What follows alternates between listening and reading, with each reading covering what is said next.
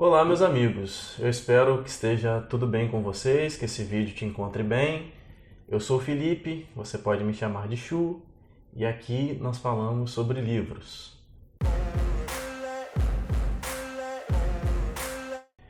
Hoje eu vou falar sobre uma obra sensacional que envolve amizade, traições, prisão e vingança.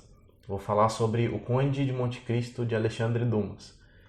Antes de falar propriamente sobre o livro e a obra, eu gostaria que você se inscrevesse no canal, curtisse o vídeo, compartilha com seus amigos se você gostou, comenta se você já leu esse livro, se você tem algum livro para me recomendar para eu ler, se você gostou dessa obra ou se você quer que eu faça a resenha de algum outro livro, deixa aí nos comentários, isso vai ser muitíssimo importante para mim.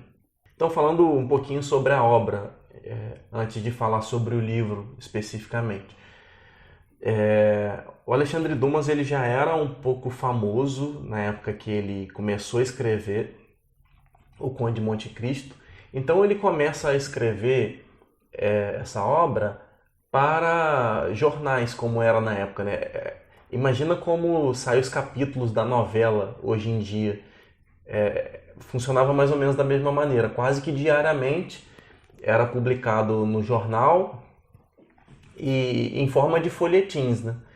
Então, entre 1844 e 1846, periodicamente o Dumas vai escrevendo esse livro e publicando os pedacinhos no jornal como se fosse uma grande novela. E como o Dumas já era um cara muito famoso, um escritor muito famoso, ele ganhava por linha escrita. Então, ele colocou uma quantidade enorme de diálogos. Tem um personagem específico no livro que acaba sofrendo um derrame. Então as pessoas se comunicam com ele através de perguntas sim ou não. E então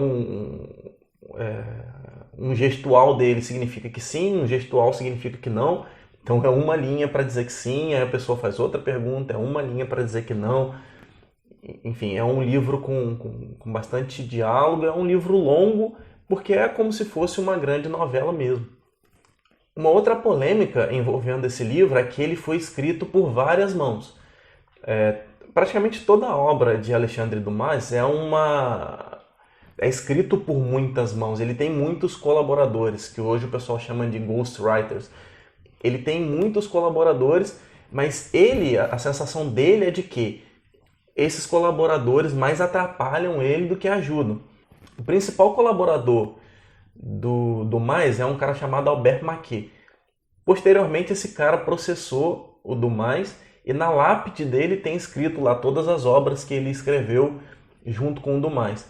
Mas no ponto de vista do Alexandre Dumas, ele é um cara que mais atrasa do que acelera o processo. E as pessoas dizem que, por exemplo, 10, 13 páginas escritas pelo Maquet acabavam se transformando em 60 páginas escritas pelo Dumas. Então é um cara que tinha muita facilidade para escrever uma história envolvente. Os capítulos, o final dos capítulos era igual ao final de novela mesmo. Aquela coisa, aquele ponto alto, né? Para te deixar interessado em ler o próximo capítulo. Ela era aquela coisa que te gerava uma certa ansiedade, né, para você ler o próximo capítulo, porque é um jornal, é um contrato com um jornal, né? Então você precisa ter uma venda boa para que o seu livro não seja cancelado. E também funcionava muito como um teste, né? Eles lançavam esses livros no jornal. Se os livros tivessem uma boa vendagem e os comentários fossem bons, aí eles reuniam esse livro num volume, né? E lançavam propriamente como livro depois.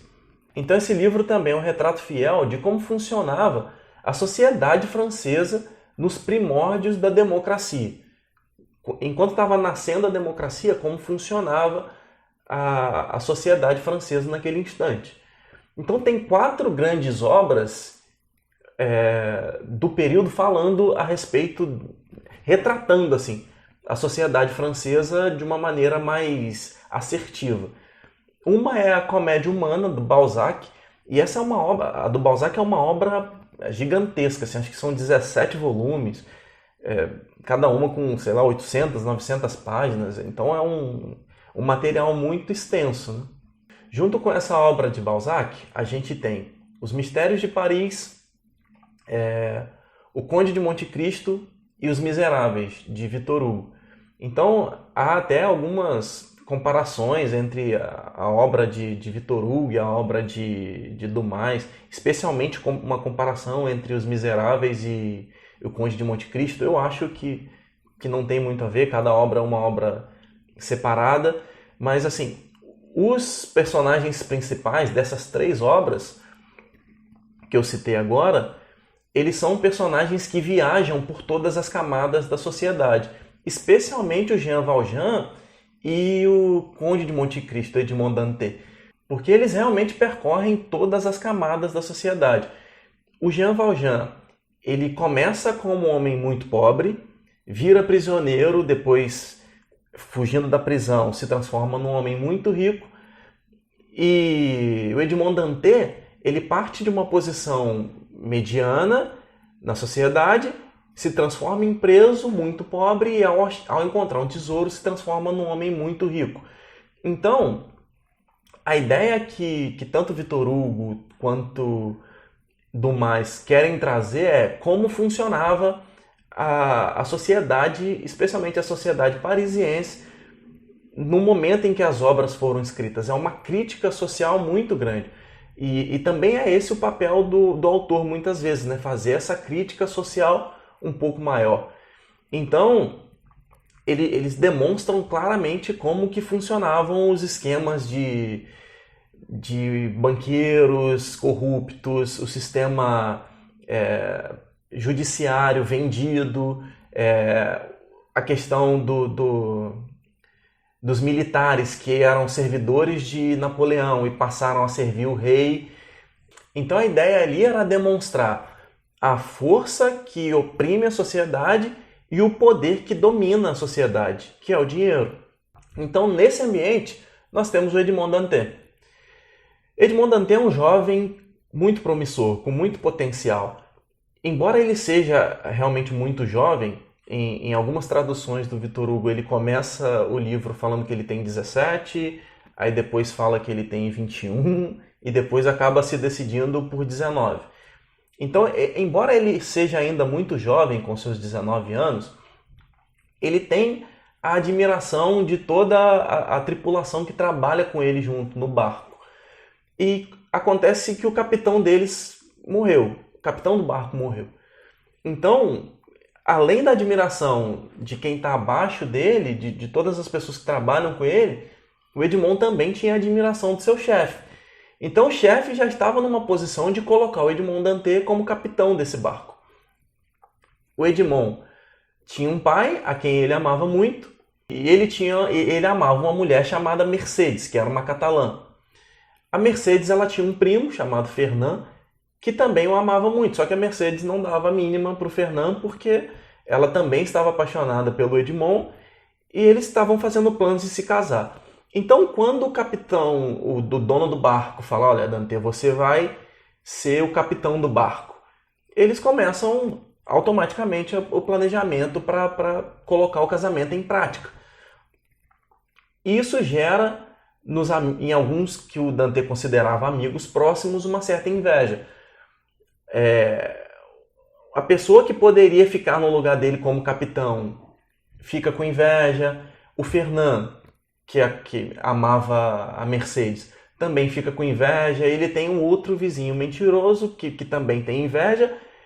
E essas pessoas acabam armando um complô contra o Dantès e o colocam na prisão. Uma falsa acusação de que ele era bonapartista na época em que o romance foi escrito. Era um crime ser bonapartista. E eles escrevem um recado à polícia, fazem toda uma trama de traição para que o Edmond Dantès seja preso. O Edmond é preso, jogado na prisão, e ele nem sabe por que foi preso. E nessa ânsia de querer saber por que foi preso, ele acaba discutindo com um carcereiro.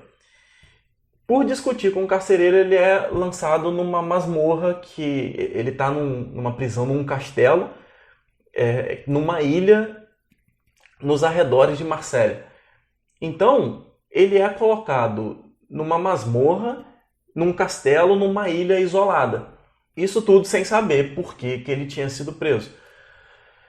Então, o Edmond passa alguns anos nessa masmorra escura, comendo mal, sem ver ninguém, sem falar com ninguém, até que ele decide tirar a própria vida, e ele decide tirar a própria vida se abstendo de comida. Ele decide parar de comer para tirar a própria vida. E ele começa a escutar alguns barulhos de alguém trabalhando. E alguns dias depois, um abade, um padre que estava preso também em outra masmorra, ele estava cavando um túnel para fugir, e ele acaba errando o cálculo e saindo dentro da cela de Edmond Dantès. A partir daí, eles criam uma certa amizade, embora eles tenham visita do carcereiro só para levar comida 2 vezes ao dia. Então, enquanto o carcereiro não está em volta ali deles, perto deles, eles têm toda a liberdade para circular entre uma cela e outra. E esse abade, esse padre, ele tem uma característica especial. Todo mundo considera esse padre como louco, porque ele diz que tem um grande tesouro e ele oferece uma quantidade absurda de dinheiro para qualquer um que esteja disposto a colocá-lo em liberdade. Então, vai passando o tempo, ele vai aumentando a proposta e as pessoas começam a fazer piada com isso, né? Com 1 ano ele oferece 1 milhão, com 2 anos ele oferece 2 milhões. E as pessoas começam a falar, esse cara é maluco, ele diz que tem um tesouro, enfim. Então, quando Edmond e o abade Faria começam a se relacionar mais, ele funciona para Edmond como um velho sábio do arquétipo da jornada do herói. Alguém que vai servir como conexão de Edmond Dantès com Deus, com a sabedoria e com algo que ele precisa para cumprir sua missão. Porém, na mitologia, esse presente, esse algo que o Edmond Dantès precisa para cumprir sua missão, ele não pode ser dado, ele precisa ser merecido. Então, o Edmond passa ainda alguns anos com esse abade ali, tentando construir um outro túnel para que eles finalmente executassem a sua fuga. E acontece que esse abade ele já estava num estágio muito avançado de epilepsia, e ele sofre uma crise de epilepsia. E ele fala para Edmond, não, você continua o nosso plano, você foge sem problema nenhum, e você encontra o tesouro e vai viver com ele. Então o Edmond fala com ele, não, de maneira nenhuma, eu vou ficar aqui com você e vou te ajudar, até o dia que você morrer. Aí o velho abade consegue realmente perceber que o Edmond estava pronto para receber o tesouro, e aí é que o padre vai falar para o Edmond onde está o tesouro, desenhar o mapa do tesouro e fazer com que o Edmond decorasse onde estava o mapa do tesouro, mesmo que ele não tivesse o mapa em mãos. Mas também o abade serve como uma passagem de sabedoria para o Edmond. Ele vai ensinar botânica, farmácia, medicina, vai ensinar outras línguas. Esse padre ele tem um diverso conhecimento em praticamente todas as áreas da ciência. E ele passa esse conhecimento para o Edmond, porque o Edmond também usará desse conhecimento na sua vingança. Então esse abade serve como um mestre de tudo para o Dantès. Inclusive, ele serve como alguém que vai iluminar a mente do Dantès para ele finalmente entender por que ele está preso. O padre é que vai fazer com ele, pensa, por que aconteceu isso, por que aconteceu aquilo, quem que era fulano, quem que era Beltrano, até o Dantès conseguir entender como que ele foi parar na prisão e por que ele foi parar na prisão. E essa questão arquétipa do velho sábio é uma questão muito utilizada na literatura. Então, ele passa ali muitos anos sugando do conhecimento desse padre. Até o dia em que acontece uma situação que eu prefiro que vocês leiam o livro e descubram como. Edmond consegue finalmente fugir da ilha. E a partir do momento em que Edmond foge da ilha, ele começa construindo para si diferentes personas. Em um momento ele é um padre em algum lugar, em um momento ele é um rico inglês, em outro momento ele é outro padre em outro lugar. Ele começa assumindo essas personas até que, finalmente, ele encontra o tesouro e se transforma no Conde de Monte Cristo. Quando ele se transforma no Conde de Monte Cristo com o tesouro, ali ele tem todas as armas para colocar em prática o seu plano de vingança. Então Edmond começa a viajar, a conhecer diversos lugares, e a gente vai vendo depois, na trama, que todas essas viagens, todos os lugares que ele conhece, tudo isso tinha um propósito específico dentro do seu plano de vingança. Então Edmond volta para a França, volta para Paris, encontra aqueles que o traíram numa boa posição na sociedade. Todos eles ricos, muito influentes e desfrutando de uma boa vida na sociedade parisiense. E o Edmond encontra a Mercedes, a catalã que ele amava, casada com aquele primo que ajudou no processo de traição dele. E eles têm um filho. Nesse momento começa a batalha mental de Edmond no sentido de justiça versus vingança.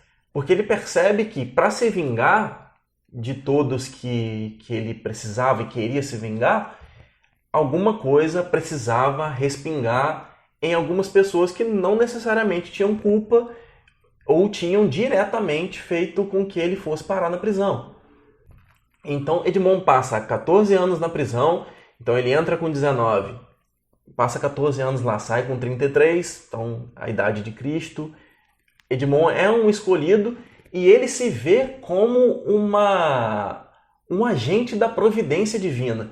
Todos os personagens desse livro são muito religiosos, inclusive o Edmond.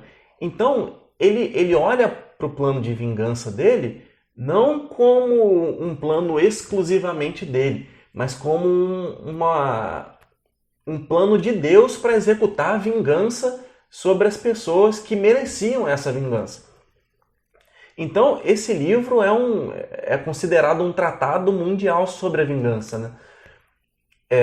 E tem muito essa discussão entre vingança e justiça. Qual dos dois, até onde os dois se misturam, onde os dois se separam, até onde eu posso levar a vingança, até onde eu posso fazer as coisas com minha própria mão. Então essa é uma discussão presente o tempo todo nessa obra.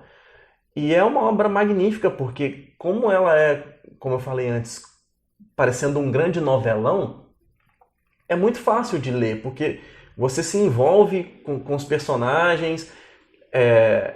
Acontece muito do mais abrir um personagem que você não tinha conhecido ainda e começar a contar 2 capítulos, 3 capítulos a história desse cara que você não tinha conhecido ainda, só que no final vai ficar tudo bem amarradinho, esse cara tem muita importância na história e ele realmente precisava ser apresentado à história.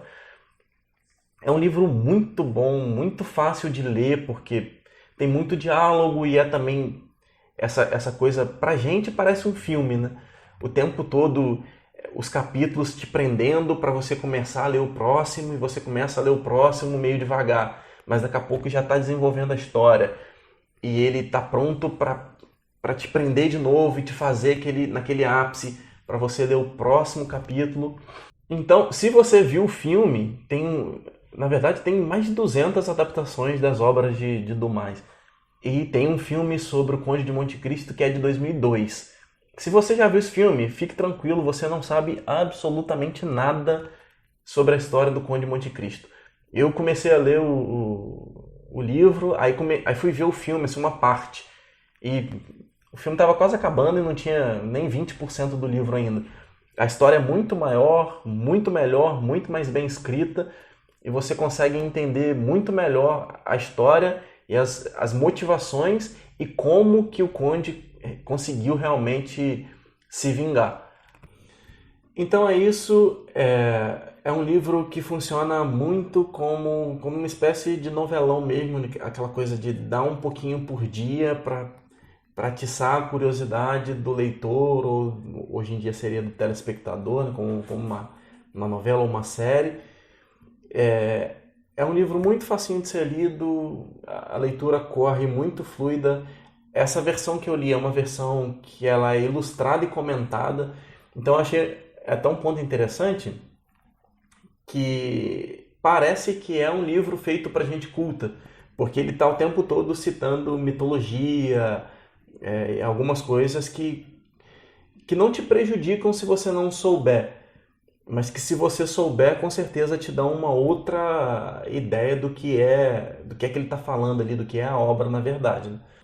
Então, se você gostou do livro, te peço novamente para você curtir, comentar, compartilhar com seus amigos, se inscrever no canal. Isso com certeza é muito, muito importante para mim. Por hoje é só a nossa resenha, a nossa conversa sobre o Conde de Monte Cristo. Um abraço.